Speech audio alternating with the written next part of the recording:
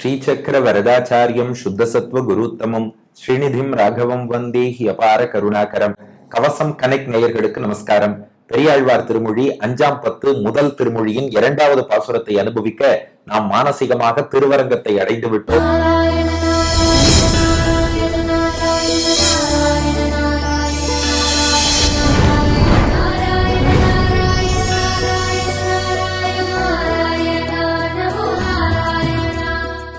இந்த பதிகத்தின் சாரமே என்னன்னா, பெரியாழ்வார் எம்பெருமானிடம் என் புலன்களும் மனசும் மேல விழுந்து ஒன்னு அனுபவிக்கிறதுப்பா, ஆனா அதுக்கு அடியனுக்கு தகுதி இல்லையோ என்றுதான் அஞ்சுகிறேன் என்பதை தெரிவித்து வருகிறார்.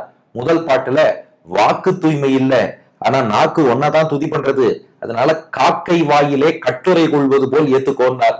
இப்ப 2வது பாசுரம் பாருங்க, தப்பு தப்பா உன்னை ஸ்தோத்திரம் பண்றேங்கிறார் 2வது பாட்டுல. என்ன அடியன் சொல்வது அதெல்லாம் பொருத்தமா வந்திருக்கா, பொருத்தம் இல்லாம இருக்கா, அபத்தமா இருக்கா, அர்த்தத்தோட இருக்கா, ஒண்ணுமே தெரியல, ஆனாலும் ஸ்தோத்திரம் பண்ணிட்டு இருக்கேன். கொஞ்சம் அடியன் பண்ணக்கூடிய இந்த துதியை எல்லாம், துதி பாடல்களை எல்லாம் கருணையோடு ஏற்க வேண்டும் வேண்டுகிறார். 2வது பாசுரம். சழக்கு நாக்கொடு புன்கவி சொன்னேன் சங்கு சக்கரம் ஏந்து கையானே பிழைப்பராகிலும் தம் அடியார் சொல் பொறுப்பது பெரியோர் கடன் அன்றே விழிக்கும் கண்ணிலேன் நின் கண் மற்றல்லால் வேறொருவரோடு என் மனம் பற்றாது உழைக்கு ஓர் புள்ளி மிகையன்று கண்டாய் ஊழி ஏழுலகு உண்டுமெண்டானே. சழக்கு நாக்கொடு புன்கவி சொன்னேன் சங்கு சக்கரம் ஏந்து கையானே பிழைப்பராகிலும் தம் அடியார் சொல் பொறுப்பது பெரியோர் கடன் அன்றே விழிக்கும் கண்ணிலேன் நின்கண் மற்றல்லால் வேறொருவரோடு என் மனம் பற்றாது உழைக்கோர் புள்ளி மிக என்று கண்டாய் ஊழி ஏழுலகு உண்டுமிழ்ந்தானே.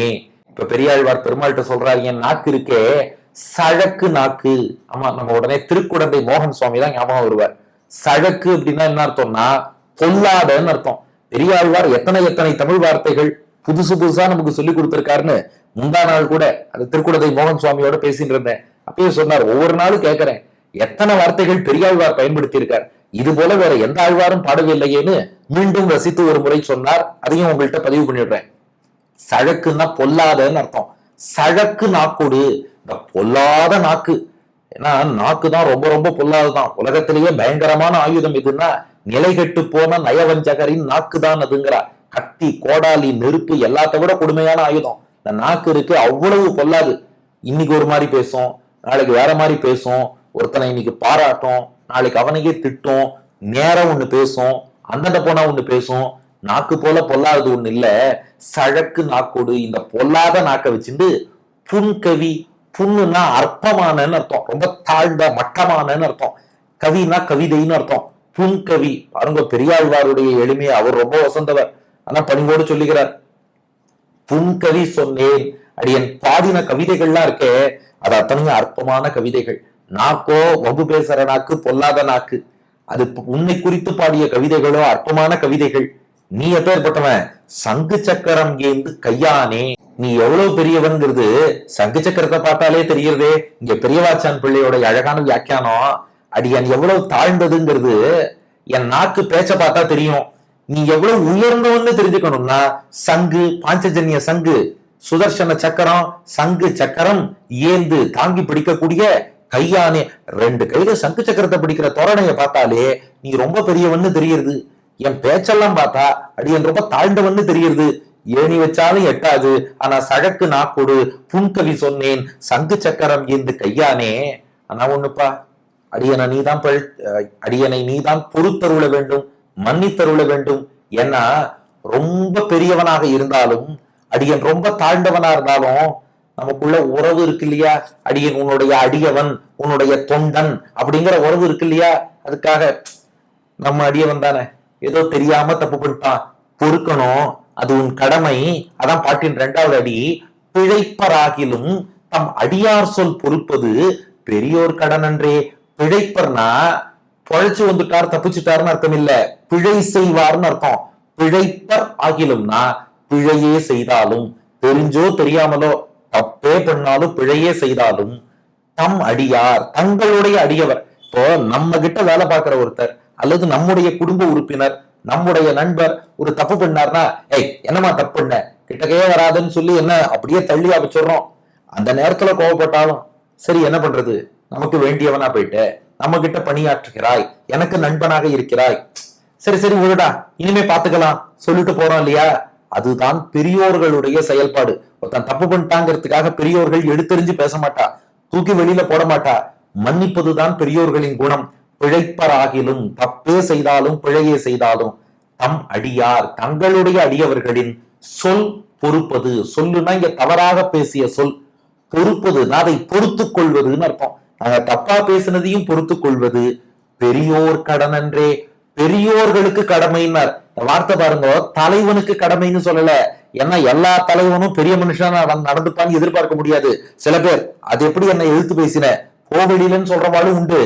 ஆனா பெரியோர்கள் என்ற அந்த மரியாதைக்குரிய தலைவனாக இருந்தால் நம்ம அடியவன் தானே, போனா போறதுன்னு மன்னிப்பான்.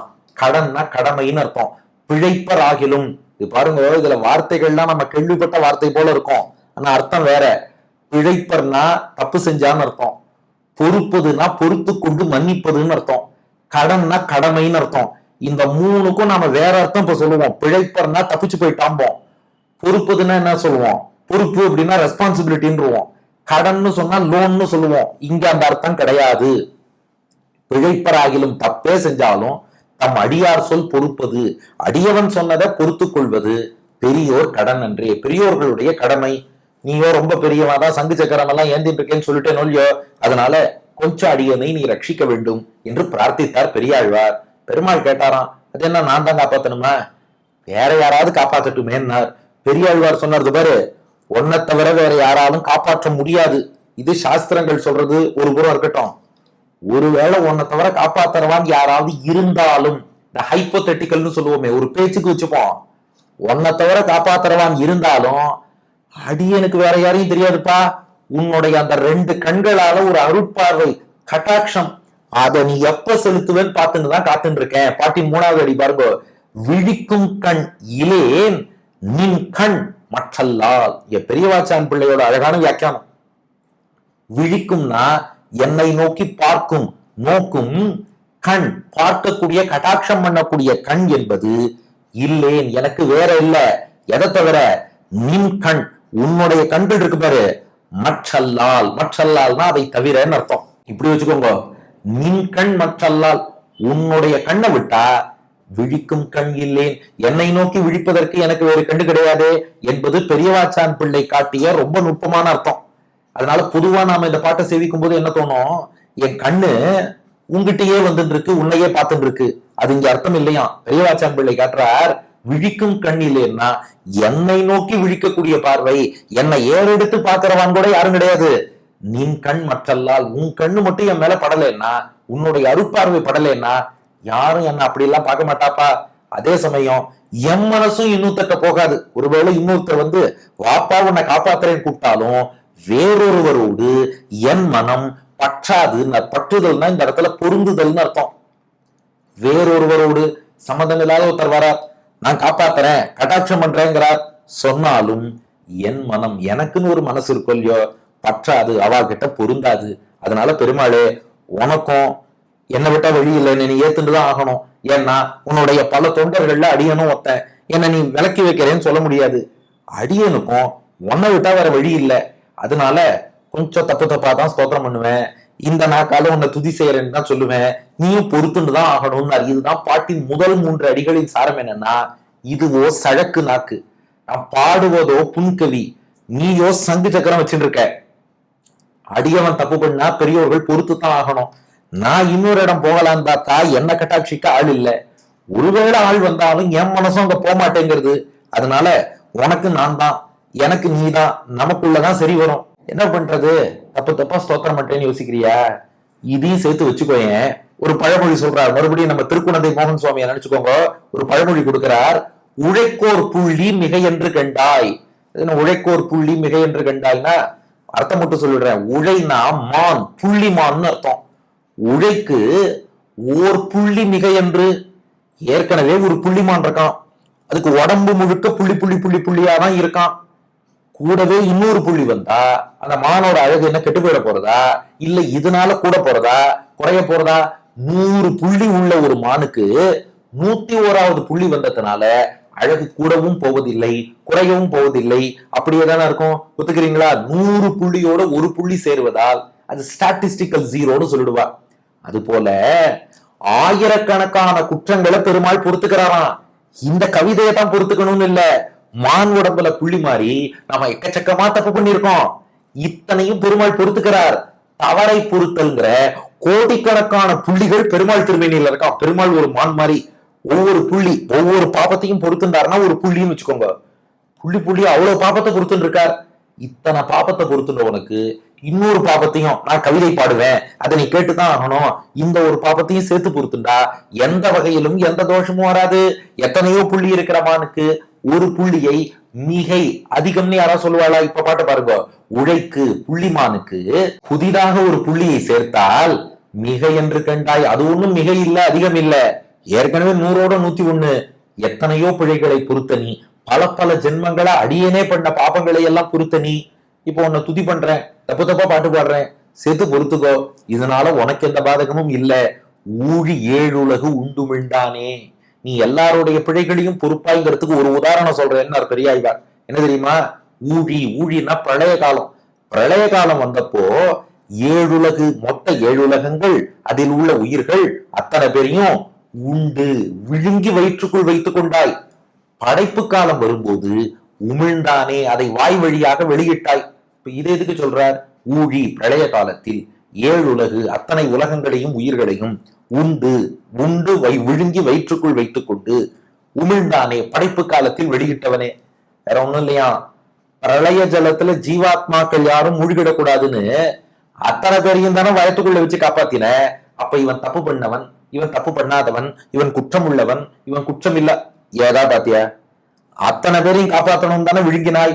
அத்தனை புள்ளிகள் இருக்கும் போது பெரியாழ்வாருடைய பாட்டுங்கிற ஒரு புள்ளியும் சேர்த்து ஏத்துண்டா உனக்கு எந்த தோஷமும் இல்ல. என் பாட்டை ஏத்துக்கோ. சழக்கு நாக்கோடு புன்கவி சொன்னேன், சங்கு சக்கரம் ஏந்து கையானே, பிழைப்பராகிலும் தம்மடியார் சொல் பொறுப்பது பெரியோர் கடன் அன்றே, விழிக்கும் கண்ணிலேன் நின் கண் மற்றல்லால் வேறொருவரோடு என் மனம் பற்றாது, உழைக்கோர் புள்ளி மிக என்று கண்டாய், ஊழி ஏழுலகு உண்டுமிழ்ந்தானே. நான் இந்த பொல்லாத நாக்க வச்சு தப்பு தப்பான மட்டமான கவிதைகள் பாடி உன்னை துதிக்கிறேன். சங்கு சக்கரம் கையில் ஏந்திய பெருமாளே, தன் அடியார்கள் தப்பு செஞ்சாலும் பெரியோர்கள் அந்த சொற்களை பொறுத்துக் கொள்வதுதான் வா கடமை. என்னை கட்டாட்சிக்க உன் கண்ணை விட்டா வேற கதி இல்ல. என் மனசும் வேற யாரோடையும் போய் பொருந்தாது. அதனால பல புள்ளிகள் கொண்ட மானுக்கு ஒரு புள்ளிங்கிறது மிக இல்ல. பலருடைய பிழைகளை பொறுத்து பிரளய காலத்துல எல்லாரையும் உண்டு வயிற்றில் வைத்து காத்த உனக்கு அடியனுடைய இந்த கவிதையை பொறுப்பதுங்கிறது ஒரு பெரிய விஷயம் இல்லைங்கிறார். அடியன் வழங்கும் ஆங்கில வடிவம். With this evil tongue I compose lowly verses on you, O the Lord, carrying the conch and disc. If their servants commit mistakes, great souls often forgive. It's their duty. I have no one to cast their glances on me, and my mind won't fit with anybody else. Oh Lord, for a deer with a lot of dots on its body, one more dot will not cause any trouble. So the Lord who swallowed the entire universe during deluge, please accept my ஸ்துதி என்பது இதற்கான ஆங்கில வடிவம். இனி இதற்கு அடுத்த பாசுரத்திலும் தொடர்ந்து பெரியாழ்வாருடைய பிரார்த்தனைகளை அனுபவிப்போம். பெரியாழ்வார் திருவடிகளே சரணம்.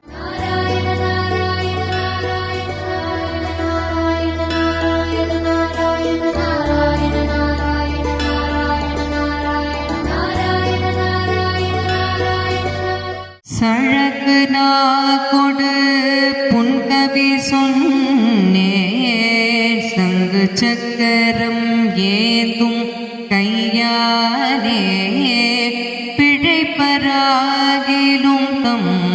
தம்மடியார் சொல் பொறுப்பது பெரியோர் கடனன்றே, விழிக்கும் கண்ணில் ஏன் நின் கண் மற்றலார் வேறொருவரோடு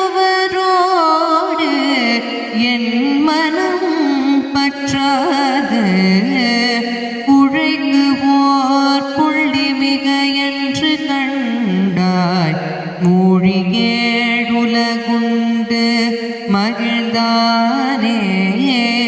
விழிக்கும் கண்ணில் ஏன் நின் கண் மற்றல்லால் வேறொருவரோடு என் மனம் பற்றாது உழங்குவோர் புள்ளி மிக என்று கண்டாய்.